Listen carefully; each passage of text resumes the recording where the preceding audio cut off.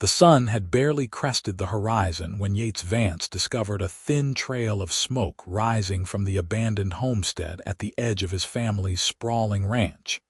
And the sight turned his blood cold because squatters meant trouble. And trouble meant everything his father had worked for could slip away like sand through a sieve. Yates spurred his horse forward, his jaw set tight as the morning air whipped past his face. The year was 1878, and Silver Reef, Utah had seen its share of claim jumpers and land thieves ever since silver was discovered in the sandstone cliffs just a few years back. His father had died 3 months ago, leaving Yates at 24 years old to manage the entire cattle operation and the 2,000 acres that stretched from the Virgin River bottomlands up into the Red Rock country. He had enough on his plate without some drifter setting up camp on Vance land. The homestead had belonged to old Samuel Morton, who had sold out to Yates's father 5 years back before heading to California. The cabin had sat empty ever since, the roof sagging, the corral fence falling to pieces. Yates had meant to tear it down or fix it up, but there was always something more pressing, always another fence to mend or another section of range to check. Now someone had decided to make use of his neglect. As he approached, Yates could see that the cabin looked different. Someone had patched the roof with new shakes, and the corral had been rebuilt with fresh-cut cedar posts. A buckskin mare stood in the enclosure and chickens scratched in the dirt near the porch. The door was closed, but smoke curled steadily from the chimney. This was no temporary camp. Someone had moved in with the intention of staying. Yates dismounted and tied his bay gelding to the hitching post that had also been recently repaired. He straightened his hat and walked toward the cabin, his boots crunching on the hard, packed earth. Before he could knock, the door swung open, and he found himself staring down the twin barrels of a shotgun. Behind the gun stood a woman with auburn hair pulled back in a practical braid, green eyes that blazed with determination, and a set to her jaw that said she knew how to use the weapon she was holding. She was young, maybe 21 or 22, wearing a simple calico dress covered by a work apron. Her hands were steady on the gun. "That's far enough," she said, her voice clear and strong despite the obvious tension in her shoulders. "State your business or turn around and ride out." Yates held his hands away from his sides, making no move toward the pistol at his hip. "I'm Yates Vance. This is Vance land. I came to see who was squatting on my property." The woman's eyes narrowed. "Your property? This is the Morton homestead, and I have the deed that says it belongs to me. My name is Willow Dalton, and I bought this land fair and square." "That's impossible," Yates said, keeping his voice level. "Samuel Morton sold this property to my father in 1873. I have the deed filed at the courthouse in Silver Reef." "Then one of us has been cheated," Willow said. "But it was not me. I paid good money for this land, and I have the papers to prove it. Now get off my property before I show you just how well I can shoot." Yates studied her face, looking for signs of deception, but all he saw was honest conviction and maybe a flicker of fear beneath the brave front. "I do not want trouble, Miss Dalton, but this land has been in my family for 5 years. If someone sold you a false deed, you have been swindled." "Show me your deed and I will show you mine," Willow said. The shotgun did not waver. "My deed is at the house 3 miles south, but I can take you into town right now. The land office will have the records." Willow's lips pressed into a thin line. "I am not going anywhere with a strange man." "You could be lying about who you are. And you could be lying about having a deed at all," Yates countered. "But we are not going to solve this standing here pointing guns at each other. At least lower the shotgun so we can talk like civilized people." For a long moment, Willow did not move. Then slowly, she lowered the weapon, though she kept it in her hands. You can come inside and see my papers, but no funny business. I am not afraid to defend myself." "I believe you," Yates said, and meant it. The cabin's interior was cleaner than Yates remembered it. Someone had scrubbed the floors, whitewashed the walls, and hung cheerful gingham curtains in the windows. A fire crackled in the hearth, and the smell of fresh bread filled the air. It looked like a home, not a squatter's camp. Willow set the shotgun within easy reach against the wall and pulled a leather portfolio from a trunk in the corner. She extracted a document and laid it on the rough-hewn table. "There, signed and witnessed in Denver, Colorado, 2 months ago." Yates leaned over the document, his eyes scanning the formal language. It looked legitimate enough, with official seals and signatures. The deed claimed to convey the Morton homestead and surrounding 160 acres to Willow Dalton in exchange for the sum of $300. The signature at the bottom read Samuel Morton, with a witness signature beside it. "Who did you buy this from?" Yates asked. "From Samuel Morton himself," Willow said. "I met him in Denver. He said he owned land in Utah but had no desire to return. He seemed like an honest man." "When did you meet him?" "January of this year. I had just lost my father, and he left me a small inheritance. I wanted to start fresh somewhere new. Mr. Morton showed me a map of the property and described the cabin and the land. He said it was beautiful country with good water and grazing. He said he had never filed the deed with the county because he left in a hurry." Yates straightened, a cold suspicion forming in his gut. What did this Samuel Morton look like? Older man, maybe 60 years old.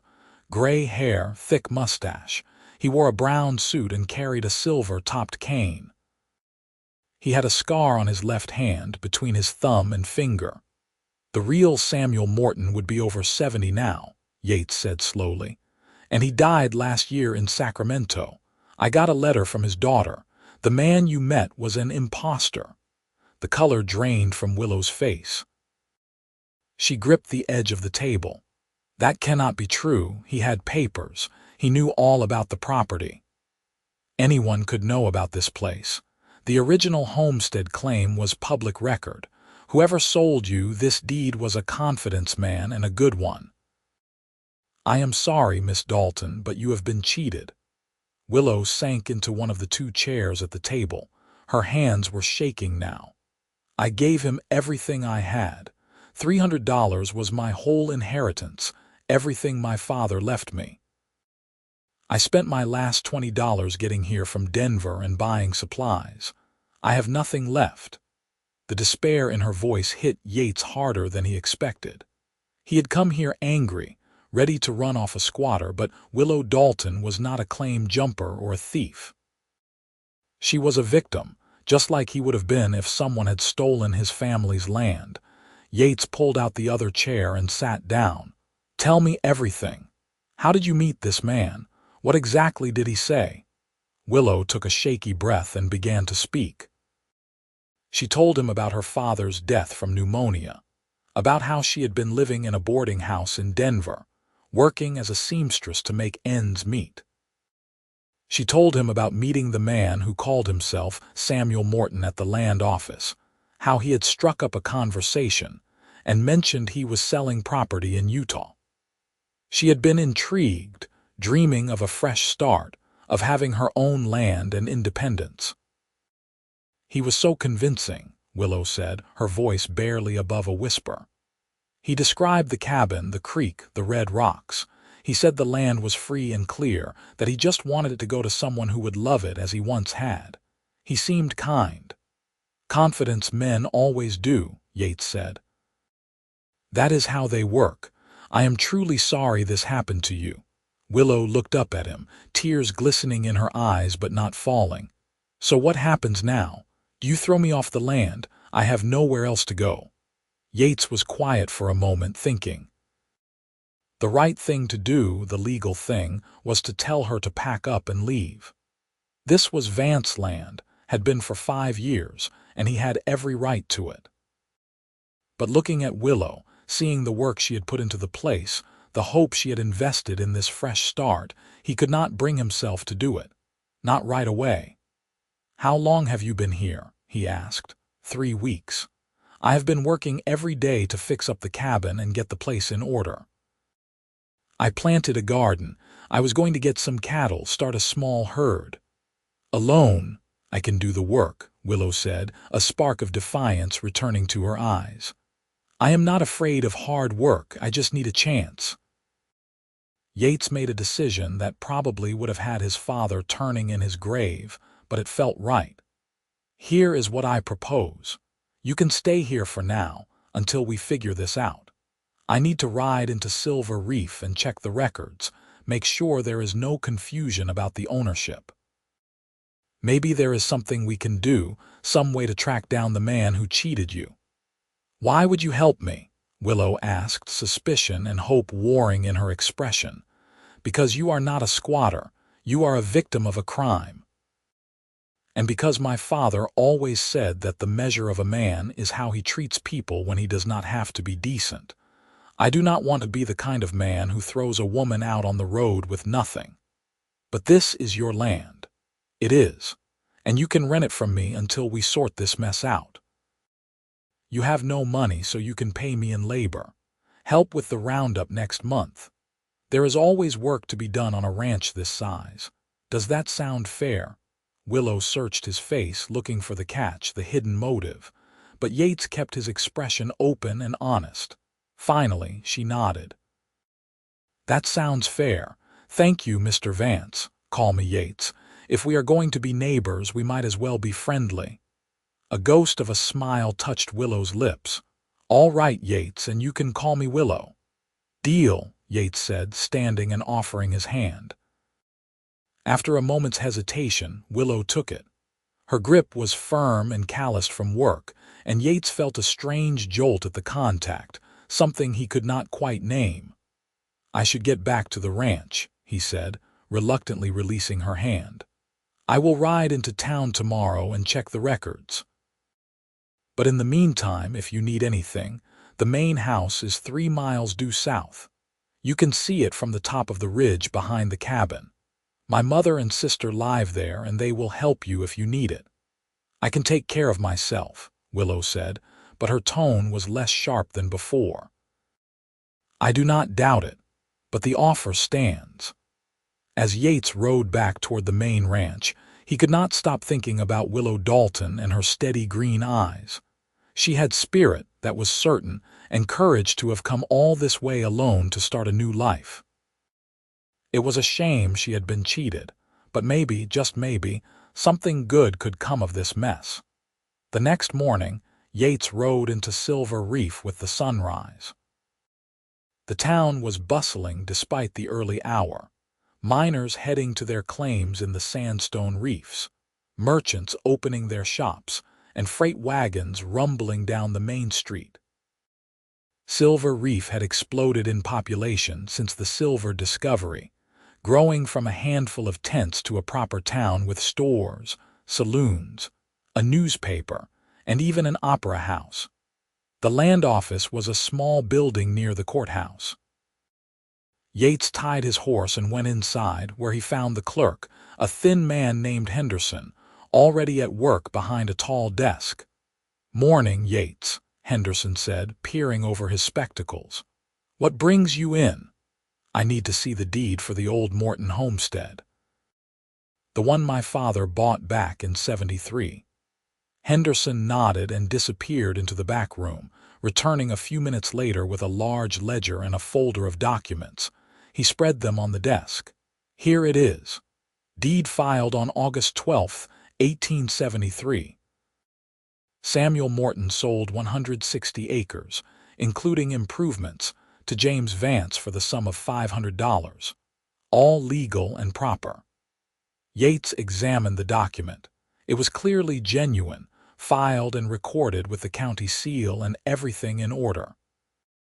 "Has anyone else inquired about this property recently?" "Not that I recall." "Why do you ask?" Yates explained the situation with Willow and the fraudulent deed. Henderson's expression darkened. "Sounds like the work of a bunco artist." We have had a few of those passing through, taking advantage of folks who do not know any better. There is not much the law can do if the man is long gone. Did she describe him? She did.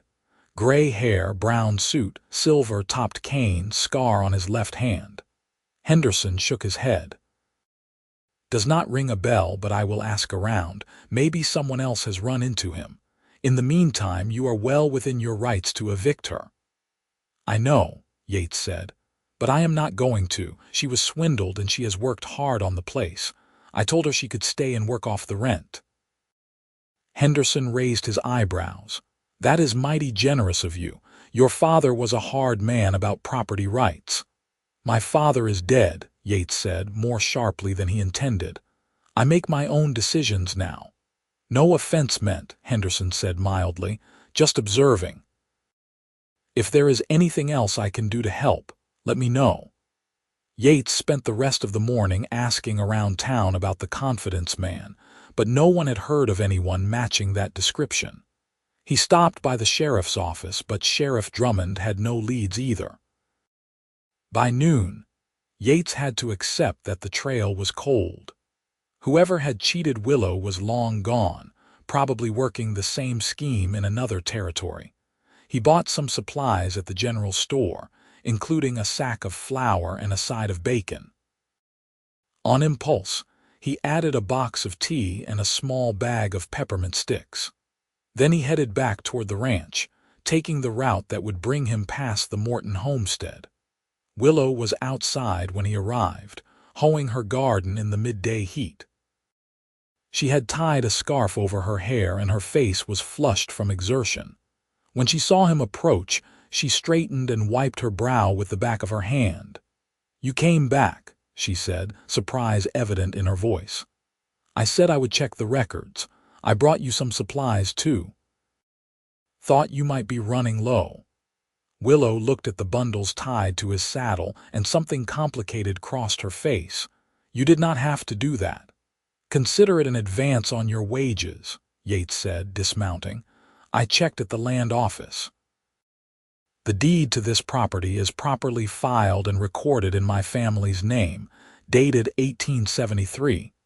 No other claims, no disputes. The man who sold you that paper was a fraud.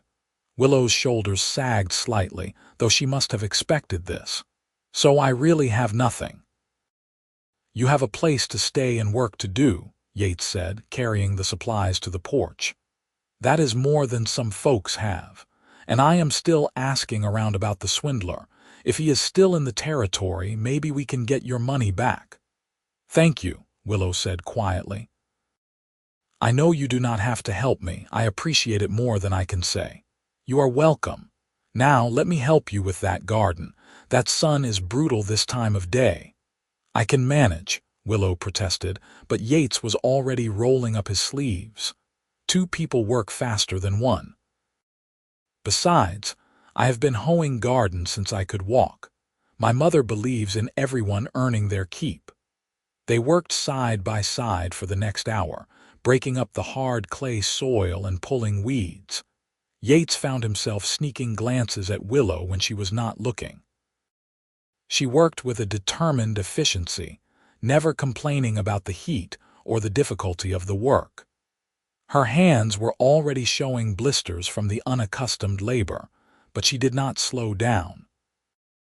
Tell me about your family, Yates said, partly to distract her from the hard work and partly because he genuinely wanted to know. Willow paused, leaning on her hoe.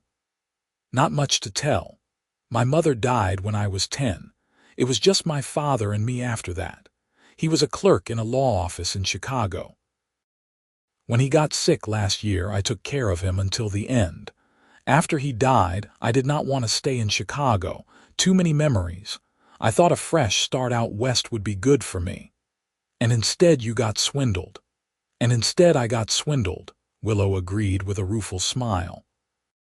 But I also met a decent man who did not throw me off his land at gunpoint, so maybe it is not all bad. I try to be decent, Yates said. My mother would take a switch to me even now if I was not. That made Willow laugh, a genuine sound that lit up her whole face. Is she really that fierce? You have no idea. Martha Vance is the toughest person I know. She came out here with my father in '59, before Utah was even a state. They built the ranch from nothing, fought through droughts and Indian troubles and every kind of hardship you can imagine. After my father died, I thought she would want to move into town, take it easy, but she says she will die on this land, and I believe her. She sounds remarkable. I would like to meet her. She would like you, Yates said. She has no patience for weak-willed people, but she respects hard work and determination. You have both. They finished the garden as the sun began its descent toward the western horizon. Yates fetched water from the creek while Willow went inside to start supper. When he brought the buckets to the porch, she invited him to stay and eat. I should get back, Yates said, though he found himself reluctant to leave. You worked through the heat of the day, Willow said. The least I can do is feed you. Besides, I made too much stew for one person. I am not used to cooking for myself yet. The cabin smelled wonderful, rich with the scent of simmering meat and vegetables. Yates realized he had not eaten since breakfast, and his stomach growled in response. If you are sure I am not imposing. I am sure. They ate at the small table, and the conversation flowed easily. Yates told her about growing up on the ranch, about learning to ride before he could properly walk, about the time he and his younger sister Emily had gotten lost in a canyon, and his mother had ridden out alone to find them, following their tracks through the darkness. Willow told him about Chicago, about the noise and the crowds, about how strange and wonderful it was to see nothing but open sky and red rocks stretching to the horizon. I never knew silence could be so loud, Willow said. Does that make sense? Perfect sense, Yates said. The land talks to you if you listen. You will learn its language. When the meal was finished and the dishes washed, Yates finally forced himself to leave. He rode home under a sky full of stars, his mind full of auburn hair and green eyes and a laugh that sounded like music. Over the next 2 weeks, Yates found reasons to ride past the Morton homestead almost every day. He told himself he was just checking on his property, making sure everything was in order, but the truth was he wanted to see Willow. Each visit, he stayed a little longer, helping with repairs to the cabin, mending fence, or just talking while they worked. Willow proved to be as capable as she was determined. She learned quickly, adapting to the demands of frontier life with a resilience that impressed him.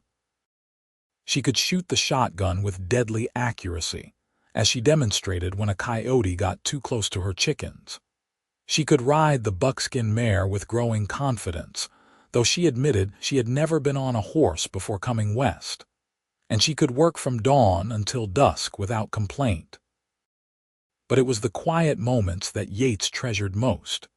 The way Willow smiled when she saw him riding up the trail, the sound of her laughter when he told stories about ranch life, the comfortable silences that stretched between them as they worked side by side, needing no words. He was falling for her, he realized, falling hard and fast, like a horse over a cliff. It should have terrified him, but instead it felt right, like coming home after a long journey. His mother noticed, of course. Martha Vance was sharp as a tack and missed nothing. "You have been spending a lot of time at the Morton place," she said one evening at supper. Emily looked up from her plate, grinning with interest. "Someone has to make sure the property is being maintained," Yates said, not meeting his mother's eyes. "Uh-huh," Martha said dryly. "And it has nothing to do with the pretty young woman living there," Emily laughed. "Yates has a sweetheart. When do we get to meet her?" "She is not my sweetheart," Yates protested, but he felt his ears burning. "She is just a tenant." "Then bring her to Sunday dinner," Martha said. "I want to meet the woman who has my son riding 5 miles out of his way every single day." "It is only 3 miles," Yates muttered, but his mother just raised an eyebrow. The next day, he rode to the homestead with his mother's invitation. Willow was on the roof, hammering down loose shakes, and the sight of her balanced on the steep slope made his heart leap into his throat. "You should have asked me to do that," he called up. "That roof is tricky." "I am perfectly capable of fixing a roof," Willow called back. "I only have 2 more to nail down." Yates waited, his hands clenched, until she climbed down the ladder. "You are going to give me gray hair before my time," he said. Willow grinned. "I was safe. I tied a rope around my waist and anchored it to the chimney. I am not reckless." "Could have fooled me." Yates took a breath. "My mother wants you to come to Sunday dinner, meet the family." Willow's expression turned cautious. "Are you sure? I am just your tenant. I do not want to presume." "You are more than that," Yates said, the words coming out before he could stop them. "At least I hope you are, or could be." The air between them suddenly felt charged, full of unspoken feelings. Willow's cheeks flushed pink. "Yates, I do not know what to say. Say you will come to dinner. We can figure out the rest as we go." Willow bit her lip, then nodded. "All right. I would like to meet your family."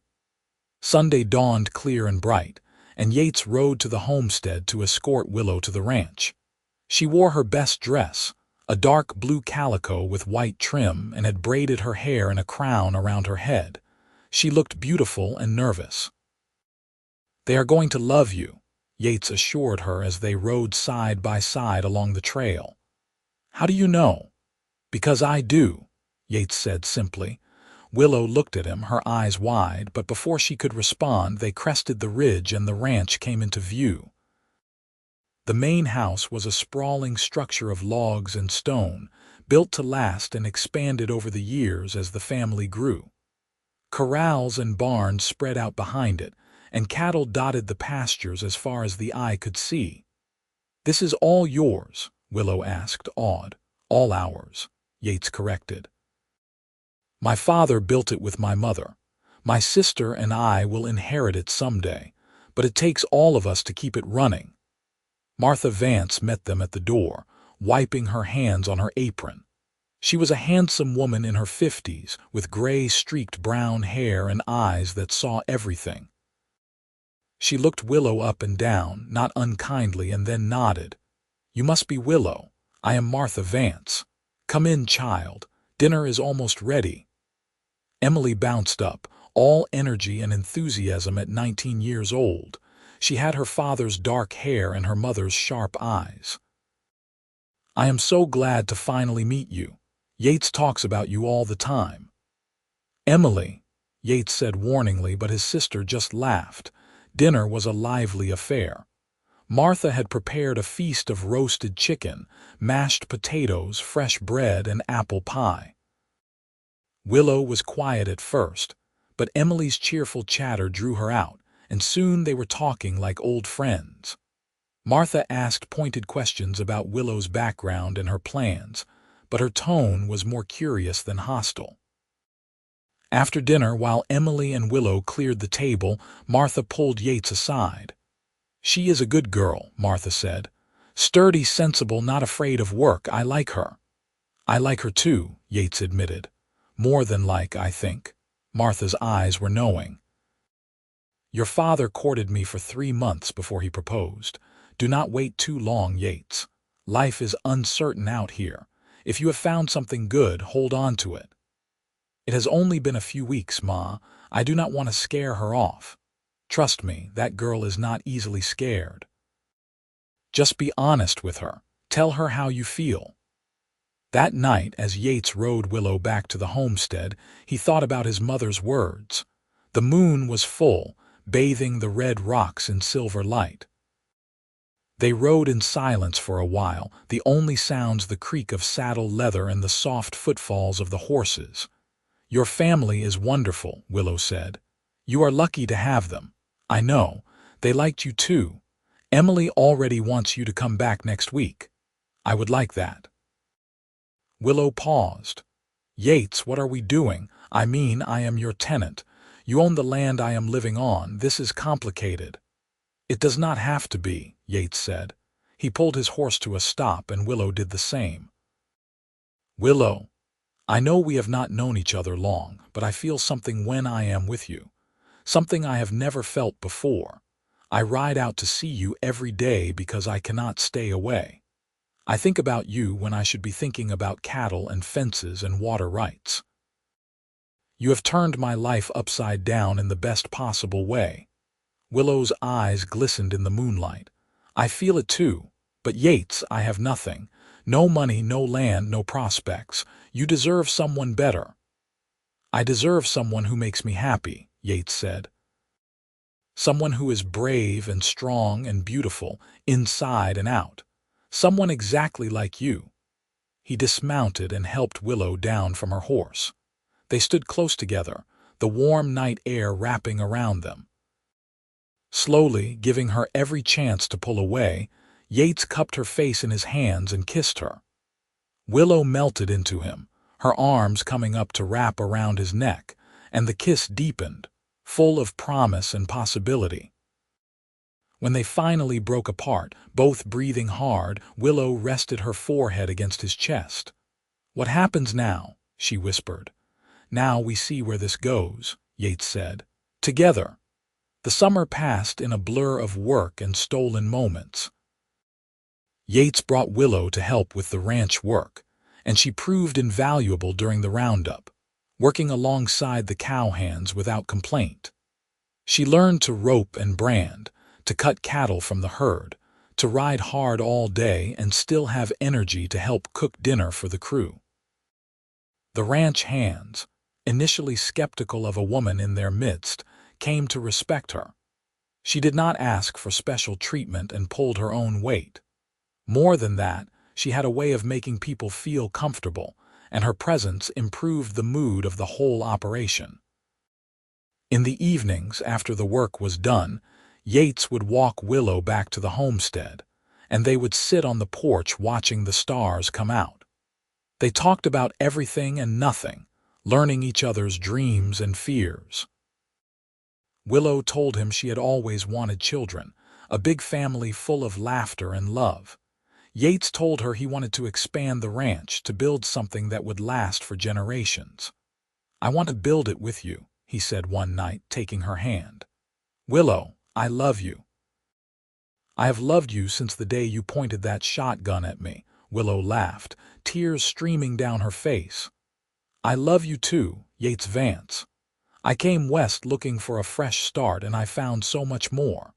"Marry me," Yates said, the words spilling out. "I know it is fast and I know we should probably wait, but I cannot imagine my life without you in it. Marry me, Willow." Willow threw her arms around his neck. "Yes, yes, 1,000 times yes." They were married in September, in a simple ceremony at the small church in Silver Reef. Martha wept happy tears, and Emily served as Willow's bridesmaid, chattering excitedly about planning the celebration. The whole town turned out, curious to meet the woman who had tamed Yates Vance's bachelor heart. Willow wore a dress of pale yellow silk that Martha had saved from her own wedding trousseau, altered to fit. Yates wore his best suit, his hair slicked back and his boots polished to a shine. When the minister pronounced them husband and wife, Yates kissed his bride to thunderous applause and whoops from the ranch hands. The celebration lasted well into the night, with fiddle music and dancing and enough food to feed an army. Yates danced with his bride under the stars, holding her close, unable to believe his good fortune. "Happy," he murmured into her hair. "Happier than I ever thought possible," Willow said. "Who knew getting swindled would be the best thing that ever happened to me? That confidence man did us a favor, I guess, though I would still like to punch him in the nose." "Let it go," Willow said, smiling up at him. "I have everything I need right here." They moved Willow's belongings to the main ranch house, where Martha had prepared a suite of rooms for the newlyweds. The homestead where Willow had first arrived was cleaned and repaired, ready to house a foreman or a hired hand, a reminder of how far they had come. Willow settled into ranch life with the same determination she brought to everything.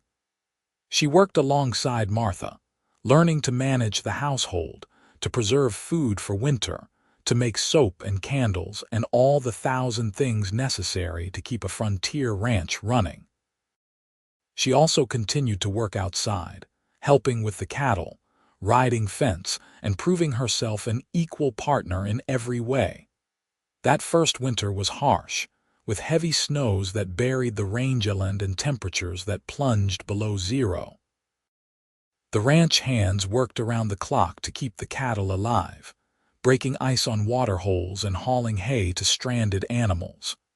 Willow was right there with them, her face red from the cold, her determination never wavering. One night, a blizzard rolled in so fierce that visibility dropped to nothing. Yates and two hands had been out checking on a group of cows in a distant canyon and had not returned by nightfall. Willow paced the house, worry gnawing at her gut while Martha tried to keep her calm. "He knows this land better than anyone," Martha said. "He will find shelter and wait out the storm. But what if he is hurt? What if his horse threw him? Then we will find him at first light. There is nothing we can do in this weather. The men know what they are doing." But Willow could not sit still. She dressed in her warmest clothes, wrapped a scarf around her face, and went to the barn to saddle her horse. "What do you think you are doing?" Martha demanded, following her. "I am going to find him. I cannot just sit here." "You will get lost and freeze to death. Yates would never forgive me if I let you go out in this." "He is my husband," Willow said fiercely. "I am not losing him 3 months after we got married." Martha grabbed her arm. "Listen to me, child. I have lived through 20 winters out here. This storm will blow itself out by morning. If you go out now, you will die, and then Yates will have to live with that. Is that what you want?" Willow's resolve crumbled, and she sagged against the stall door, sobbing. Martha held her, offering silent comfort. "He will come home," Martha said quietly. "Have faith." The storm raged through the night, and Willow did not sleep. She kept vigil by the window, watching for any sign of movement. Martha sat with her, the two women united in their worry. As dawn broke, the wind finally died down.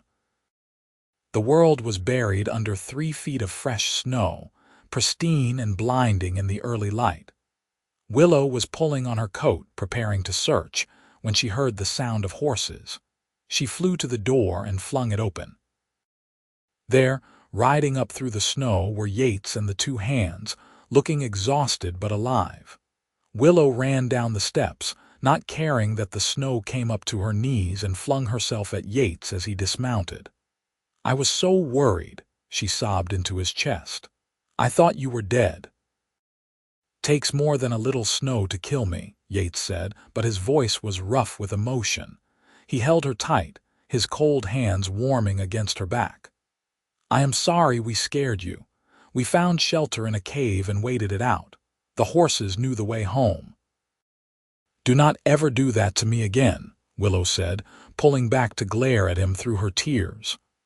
"I will do my best," Yates promised, kissing her forehead. "Now let's get inside before we all freeze solid." The ranch hands took care of the horses, while Martha bundled everyone into the kitchen, serving hot coffee and thick stew. As the warmth seeped back into his bones, Yates reached for Willow's hand and squeezed it, a silent promise that they were in this together, through blizzards and hardship, and whatever else the frontier threw at them. Spring arrived with a rush of wildflowers and newborn calves. Willow discovered she was pregnant in April, and the joy that flooded through her was almost overwhelming. She told Yates one evening as they watched the sunset from the porch, and he picked her up and spun her around, laughing like a boy. "We are going to be parents," he said, wonder in his voice. "I cannot believe it." "Believe it," Willow said, placing his hand on her still flat stomach. "By November, there will be a little Vance running around causing trouble." Martha was thrilled, immediately beginning to knit tiny blankets and gowns. Emily teased Yates mercilessly about becoming an uncle, or wait, The baby would call him father, would not it? This was so confusing. As summer arrived and Willow's belly swelled, Yates became impossibly protective. He tried to keep her from doing any heavy work, but Willow refused to be treated like an invalid. "I am pregnant, not broken," she said, exasperated when he tried to stop her from helping with the garden. "Women have been having babies since the beginning of time. I can pull weeds." "But what if you hurt yourself? Or the baby? Then you will take me to the doctor, but I am not going to sit around for 6 months doing nothing. I will go crazy." They compromised. Willow would do lighter work, but she would not push herself too hard. As the months passed and her pregnancy progressed, she found herself tiring more easily, and she grudgingly accepted help more often. In October, a letter arrived from Denver, forwarded by the sheriff.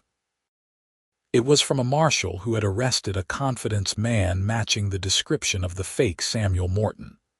The man had been caught running the same land scheme on other victims and was now awaiting trial. The marshal wanted to know if Willow would be willing to testify. "What do you think?" Willow asked Yates, holding the letter. "I think you have more important things to worry about right now," Yates said, nodding at her very pregnant belly. "But if you want to see him face justice, I will take you to Denver." Willow thought about it for a long moment. The man had stolen her inheritance, had left her with nothing. But in doing so, he had also inadvertently given her everything. If she had not come to Utah, she never would have met Yates. She never would have found the life she had now. "Let the law handle it," she said finally. "I have too much to lose by making the trip. I will write to the marshal and give him my statement, but I am not risking our baby for the satisfaction of seeing that man in chains." "Are you sure?" Yates asked. "Do you not want your money back?" "I have something better than money," Willow said, taking his hand. "I have a home, a family, and a future. That man took $300, but he could not take what really matters." Yates pulled her close, careful of her belly. "I love you, Willow Vance. I love you too." Willow went into labor on a cold November night, 3 weeks before the baby was due. Yates rode through the darkness to fetch the doctor from Silver Reef, while Martha and Emily attended to Willow. The labor was long and difficult, lasting through the night and into the next day. Yates paced the house like a caged animal, jumping at every sound, helpless in the face of his wife's pain. Finally, as the sun was setting on the second day, a baby's cry rang through the house. The doctor emerged from the bedroom, tired but smiling. "You have a son, Mr. Vance." Healthy and loud. Yates rushed into the room. Willow lay propped against pillows, exhausted but radiant, holding a tiny bundle wrapped in one of Martha's hand-knitted blankets. She looked up as Yates entered, and the smile on her face took his breath away. "Come meet your son," she said softly. Yates approached, his heart pounding, and looked down at the tiny face peeking from the blanket. The baby had a shock of dark hair and was making small, annoyed sounds, his face scrunched up in displeasure at the world he had just entered. "He is perfect," Yates whispered, carefully taking the baby from Willow. The weight of his son in his arms was almost overwhelming. This tiny person was theirs, a piece of both of them, and the responsibility of it was staggering and wonderful. "What should we name him?" Willow asked. They had discussed names throughout the pregnancy, but had never settled on one. Now, holding his son, Yates thought of his father, of the legacy that had been passed to him. "James," he said. "James Dalton Vance, after my father and your maiden name." Willow's eyes filled with tears. "That is perfect. Hello, James. Welcome to your family." Baby James proved to be a healthy, hungry infant with powerful lungs. He kept the household awake with his demands, but no one minded. Martha doted on her grandson, and Emily was a devoted aunt, always ready to hold him or sing to him or help in any way she could. Yates had never known he could feel this much love for another person. Watching Willow nurse their son, seeing her smile down at the baby with such tenderness, filled him with a contentment he had never imagined possible. His life was complete in a way it had never been before. As winter closed in and the new year arrived, the Vance family settled into their new normal. Willow recovered from the birth and threw herself back into ranch life, with James strapped to her back in a sling Martha fashioned from soft leather. The baby seemed to enjoy the movement and fresh air, rarely fussing when he was outside. "He is going to be a cattleman," Yates said proudly, watching his son's wide eyes take in the corrals and the horses. "Or a farmer," Willow countered. "He loves being in the garden." "Whatever he wants to be," Martha said, bouncing James on her knee. "As long as he is happy and good." In the spring of 1880, Yates received word that the confidence man who had swindled Willow had been convicted and sentenced to 10 years in prison. The marshal's letter included a bank draft for $300, restitution from the man's seized assets. Yates brought the letter to Willow, who was planting tomatoes in the kitchen garden. James was napping in a basket nearby, his little fist curled under his chin.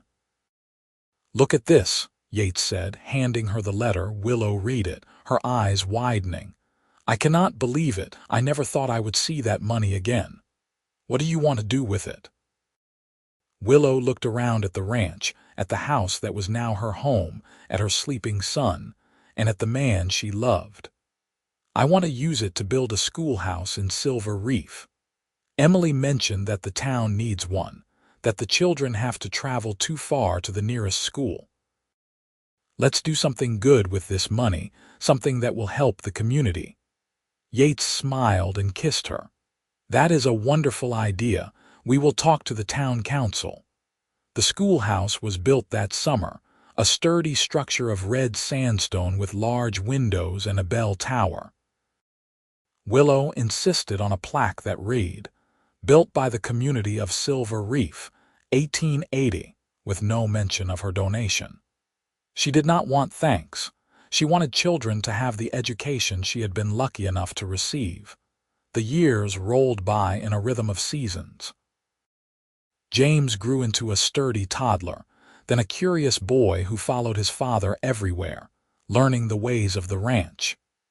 In 1882, Willow gave birth to twin girls, Hannah and Rose, who kept the household in chaos with their boundless energy and mischief. Martha joked that the girls were payback for all the trouble Yates and Emily had caused as children. In 1885, another son arrived, Samuel, named for the man who had inadvertently brought Yates and Willow together. By then, James was old enough to help with the younger children, and he took his role as big brother seriously. The ranch prospered under Yates's management. He expanded the herd, improved the breeding stock, and built a reputation for quality cattle that commanded top prices at market. Willow managed the household and helped with the books, her sharp mind for figures proving invaluable. Martha grew older but no less sharp, ruling the household with a firm but loving hand. Emily married a banker from Cedar City in 1883, and though she moved away, she visited often with her own growing family. Through it all, Yates and Willow's love only deepened. They had built a life together that neither could have imagined that day when Willow had pointed a shotgun at a stranger who turned out to be her future.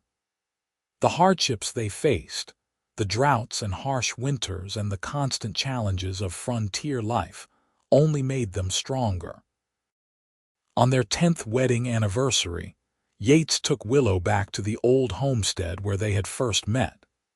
It was now home to the ranch foreman and his family, but the current occupants were visiting relatives in town, so they had the place to themselves. They stood on the porch where Willow had first held that shotgun, and Yates pulled her into his arms. "You remember that day?" he asked. "How could I forget?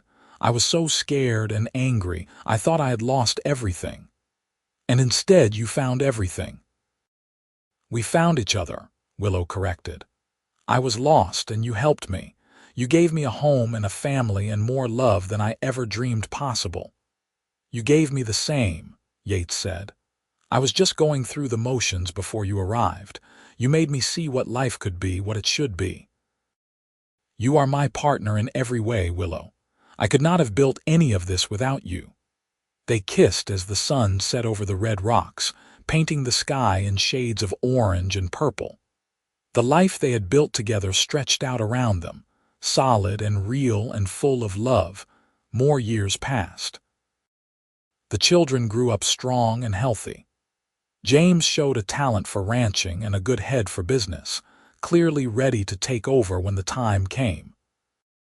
The twins were inseparable, bright and full of laughter, both hoping to become teachers like the ones at the schoolhouse their mother had helped build. Samuel, the baby, was quiet and thoughtful, more interested in books than cattle, and Willow encouraged his love of learning. In 1895, James married a rancher's daughter from Kanab, a sensible young woman named Clara who fit into the family as if she had always been there. The next year, Willow became a grandmother when Clara gave birth to a boy they named Yates, after his grandfather. Holding his grandson, Yates was flooded with memories of that long-ago day when he had ridden out to chase off a squatter and found a woman with a deed and a shotgun instead. That moment had changed everything, had set in motion a chain of events that led to this: a thriving ranch, a loving family, and a legacy that would continue for generations.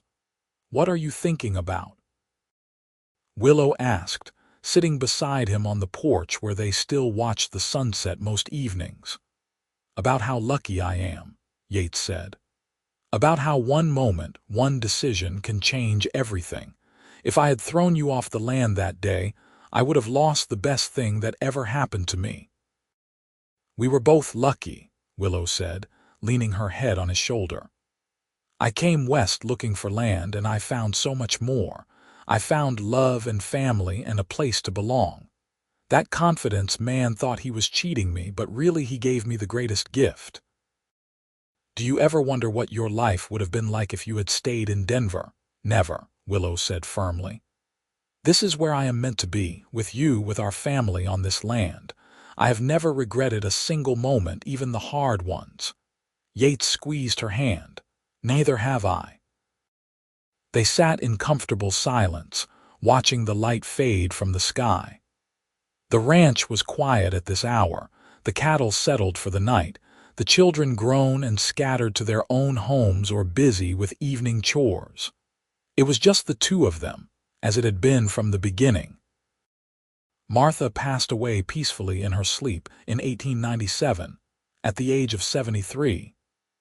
The whole county turned out for her funeral, testament to the respect she had earned over her decades in Utah. She had lived to see her grandchildren grown and had held her great-grandchildren, and she had died content, knowing the ranch she and her husband had built would continue. Yates grieved for his mother, but he found comfort in Willow's strength and in the continuity of life. James and Clara moved into the main house to help run the ranch, and the cycle continued, one generation passing the torch to the next. The turn of the century brought changes to Silver Reef and the surrounding territory.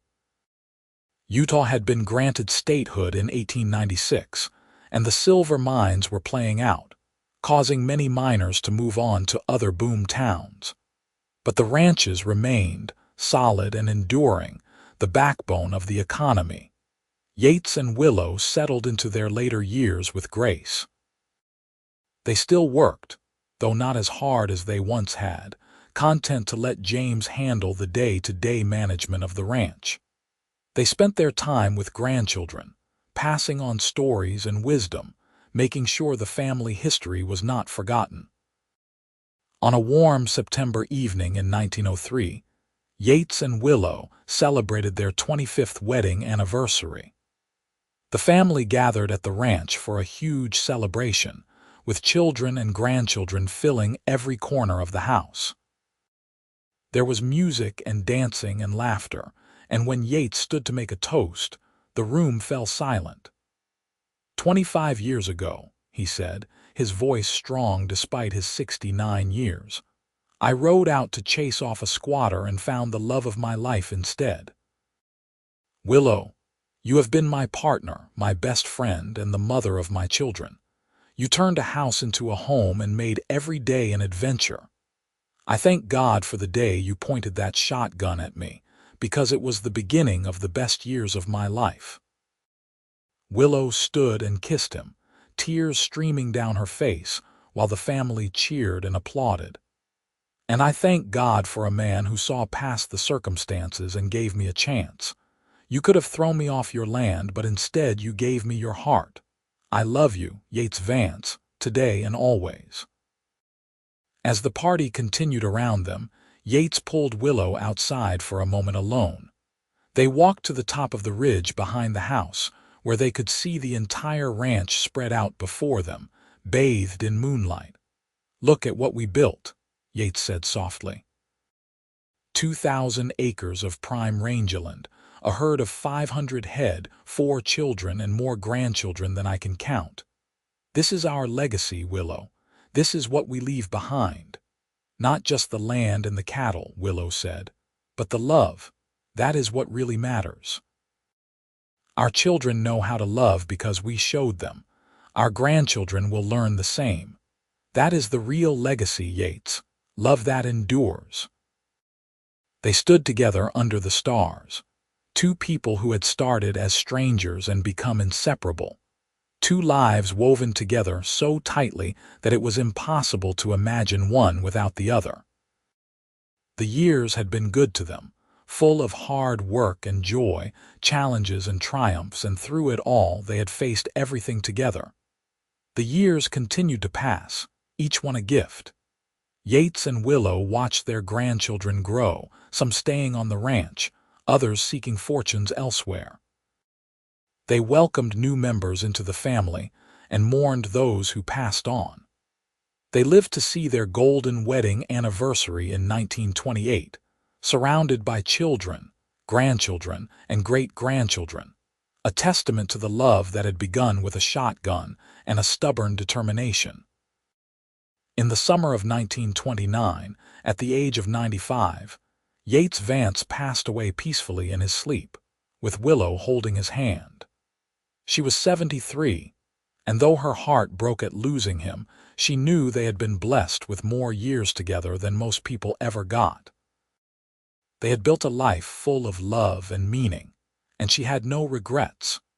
Willow lived 3 more years, surrounded by family, telling stories of the old days and making sure everyone knew how their grandfather had been the finest man she had ever known. She passed away in 1932 at the age of 76 and was buried beside Yates on the ridge overlooking the ranch they had built together. The Vance Ranch continued, passed down through the generations, each one adding their own chapter to the story. But it all traced back to that September day in 1878, when a cowboy rode out to chase off a squatter and found a woman with a deed and a shotgun. It was the beginning of a love story that spanned decades, a tale of 2 people who found each other against all odds and built something lasting and true. The old homestead still stood, weathered by time but solid, a reminder of where it all began. And on quiet evenings, when the wind whispered through the red rocks, some said you could still feel the presence of Yates and Willow, watching over the land they had loved and the family they had built, their love as enduring as the desert itself. Their story became legend in Silver Reef and the surrounding country, passed down from generation to generation. It was a story of chance and choice, of hardship and hope, of 2 people who took a bad situation and turned it into something beautiful. It was a reminder that sometimes the best things in life come from unexpected places, and that love, when it is real and true, can overcome any obstacle. The Vance family never forgot that their prosperity and happiness had begun with an act of kindness, when Yates had chosen to help rather than harm, to see potential rather than problems. It set the tone for generations to come, a family that valued fairness and compassion, that believed in giving people a chance. And so the legacy lived on, not just in the land and the cattle, but in the values and the love that Yates and Willow had instilled in their family. It was a legacy built on a foundation as solid as the red rocks themselves, a testament to the power of love and the resilience of the human spirit. From that first meeting, when suspicion and fear could easily have led to violence, to the final days when a lifetime of love and partnership came to a peaceful close, theirs was a story that proved the best things in life are worth fighting for, worth believing in, worth building a life around. The desert sun still rises over Silver Reef, casting long shadows across the red rocks and the rangeland that stretches to the horizon. The wind still whispers through the canyons, carrying echoes of the past. And somewhere in the heart of that vast landscape, the spirit of a cowboy and the woman with the shotgun live on, their love as eternal as the land itself, a reminder that sometimes the best journeys begin with a single unexpected moment that changes everything.